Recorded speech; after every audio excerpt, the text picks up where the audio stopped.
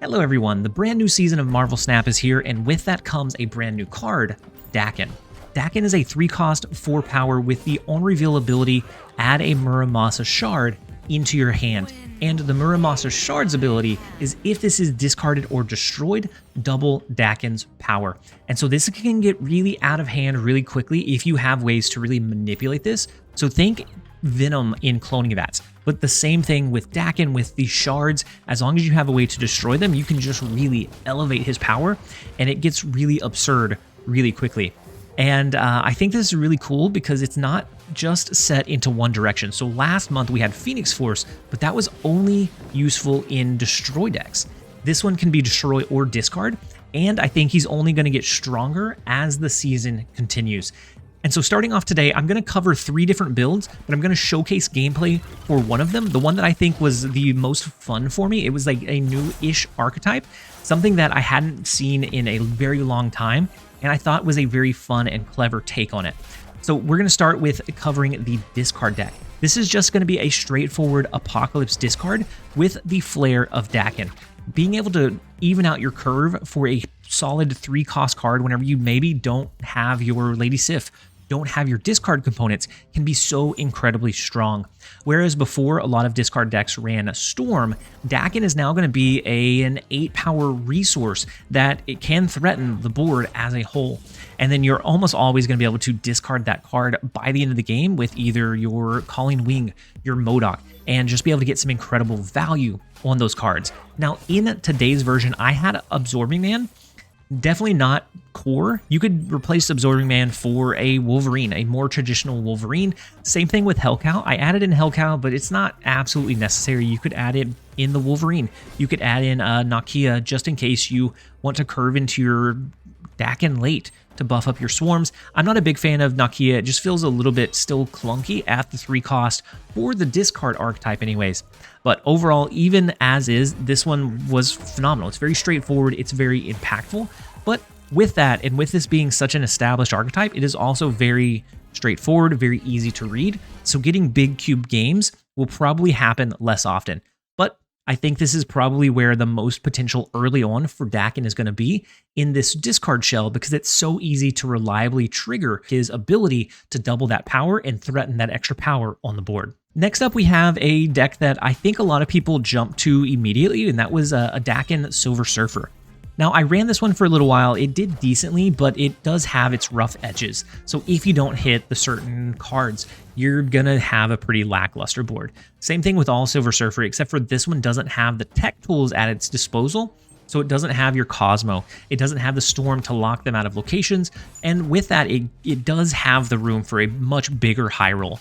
And so the Invisible Woman, I think, is a really cool play for the Daken, or in unison with the Daken, because you can generate the Muramasa Shard. You can hide a Killmonger behind Invisible Woman early. You can play out your Nova before the shard comes down, bumping up Daken to 5 initially instead of 4.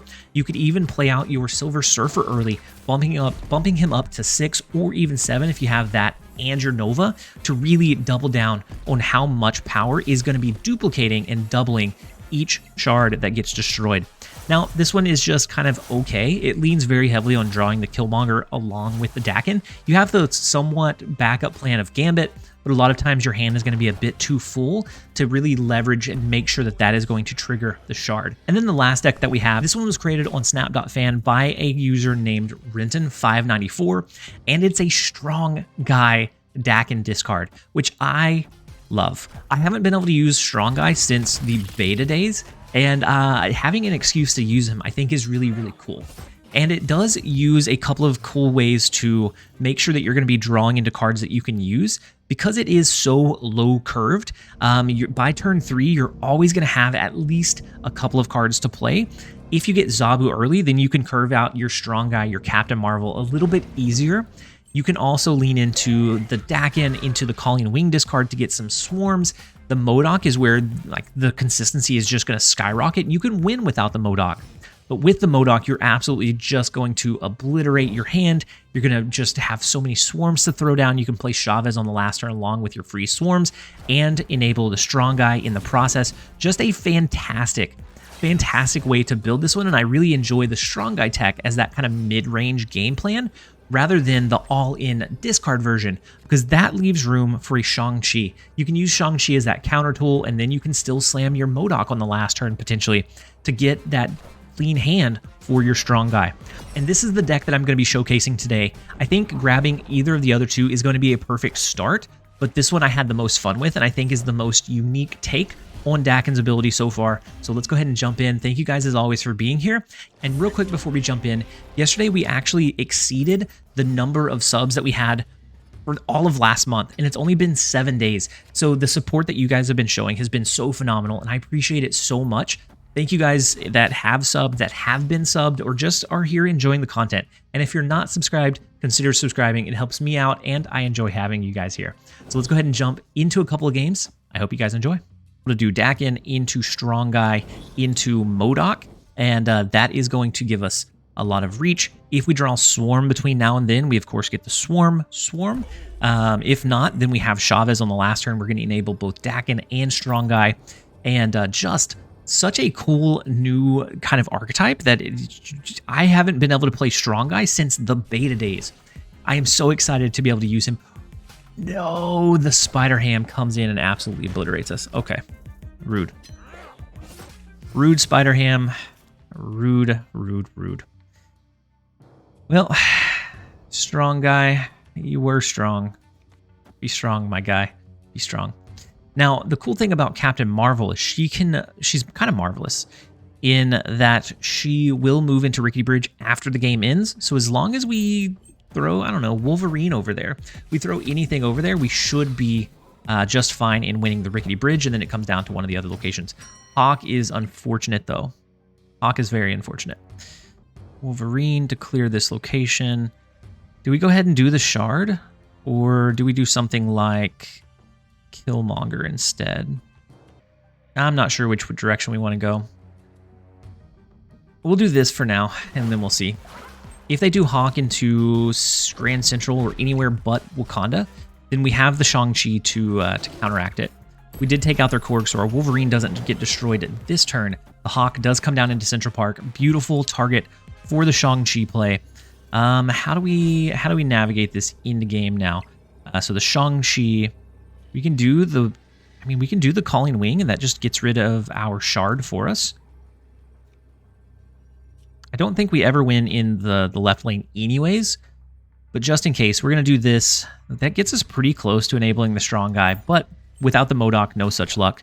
The ZABU, okay, and then the Shang-Chi is not going to be enough. We're going to take out their Hawk. We have the lead in the middle location, and then Captain Marvel should be able to go higher, further, faster, I believe, in that right lane, and we still have enough space in mid to win by 1. Beautiful, beautiful. We will take it. Not the ideal line for this deck, but it is going to be very flexible, and I'm having the most fun. I've tried about 5 different shells with Daken, and this is the one I'm having the most fun with consistently. We're climbing really quickly, we're getting big cube games, and it's just pumping out a consistent amount of power.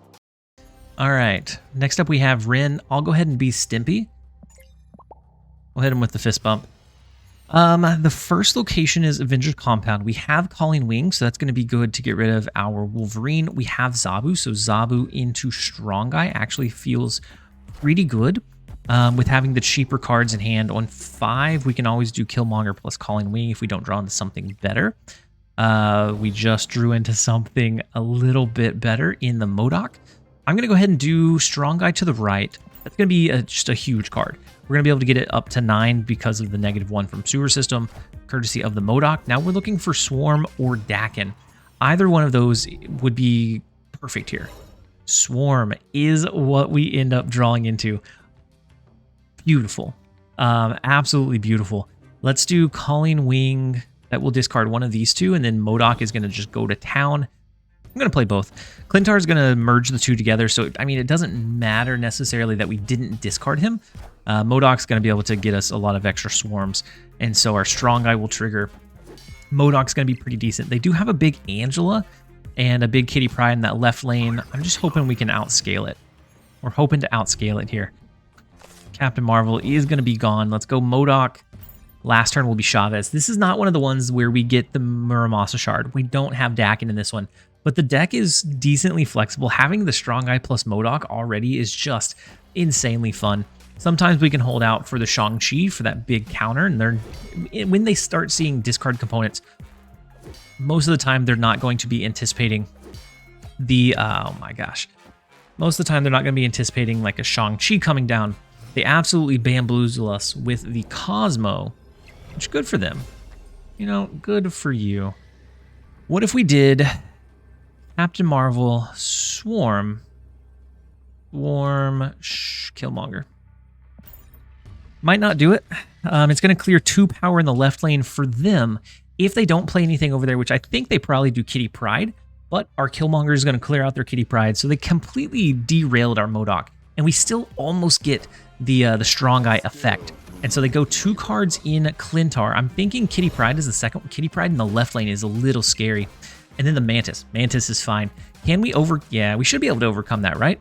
The left lane is going to take out the Mantis. Oh my goodness. We'll take it.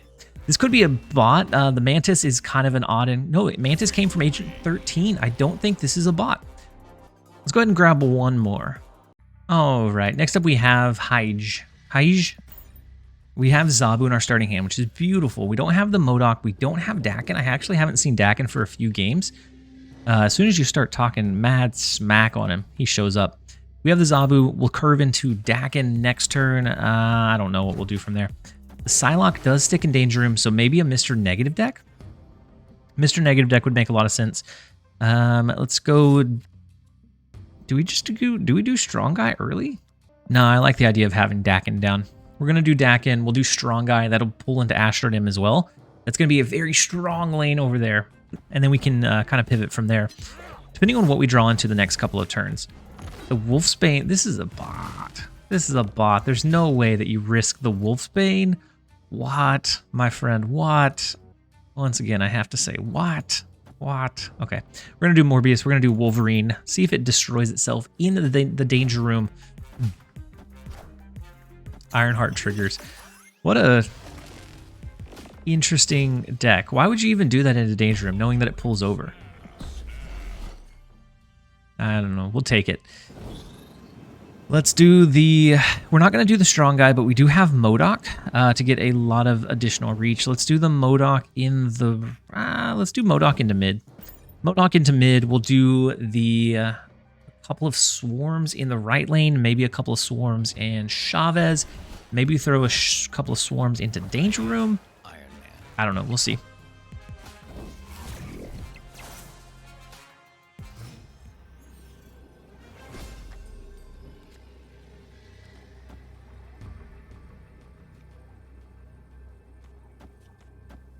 We're just going to spread our power. I think this is a bot, so I don't think there's a way that they win here. And I think they stick it out regardless. So we... What? The Devil Dino? All right. We are going to go ahead and end the video here, you guys. I hope that you guys enjoyed it. If you did, give it a like and a comment down below. And we will be back tomorrow. I believe it should be patch day. And so we'll be back covering a patch build as soon as it's live. This has been TLSG. Later, guys.